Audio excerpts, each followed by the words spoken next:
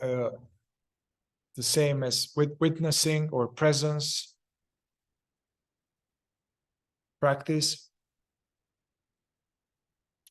as a way to help you guys to connect with previous practices that are similar.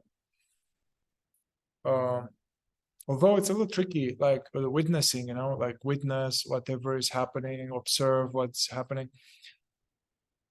So there are these two elements of witnessing phenomena and then witnessing so awareness aware of phenomena, and awareness aware of phenomena and aware of its own being. So these are the two things. We can't go to a second one usually because it's abstract, it's vague.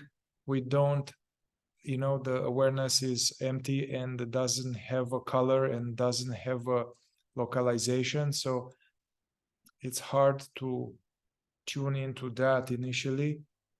So we have no choice but to just bring awareness from submerged from the what's not real to bring awareness in the present and stay in this non-conceptual being aware. This is already very good. No? For me, when I was in the fourth way school, I didn't, looking back now, I didn't, I couldn't have a handle on being aware of being. I didn't have a handle on that. I couldn't have a handle on it because it was, anyway, it was not enough instructions, or I was young, or I was too thick in my shit. So my self-remembering was this kind of mindfulness, being present to what's happening and observing emotions and coming back from the imagination. And yeah. However, later I went to this non-dual work and found Rupert and Francis, and somehow in the affiliation or engaging with Francis and all those pointers, Francis Lucille, somehow it became, I started to have a handle on this somehow, to have a sense that what this what they call aware openness, or the aware background, or the aware silence, or that that in which the thoughts and feelings appear, somehow, although that's invisible, there was some kind of felt sense of that, some, I don't know, became obvious, like the water, somehow the fish becomes conscious that there's the water. Yeah, so but I'm not sure how to, I'm not sure how to, so now when I catch myself out of imagination and all of that, and I come back to the present, so I go back to, like you guys, like I am come back to the sense of knowingly being here, and also some attention on what's happening in the body or in the world. So I don't know, Peter, how are you? Do you know what I mean? For me, it was difficult to get a grasp on this so-called self, and I was just doing mindfulness, which is still great, as opposed to being lost in my own lies and stories and all that.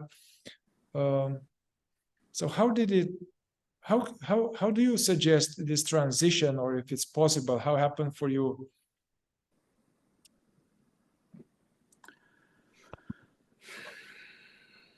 Do you follow me? Yes. It's good. I follow you on YouTube. But I forget the lady's name in black in the, no, Yeah. That's Maria. Maria, I know. Yeah. The other lady, I forget. I just forget her name. Shelley. Yes. Hello, Shelley. Hello again. Nice to see you again. I think it's so nice to keep it very simple. And the simplest way is what one of the things Ouspensky said, I and in this place, realizing I'm here now. I and in this place.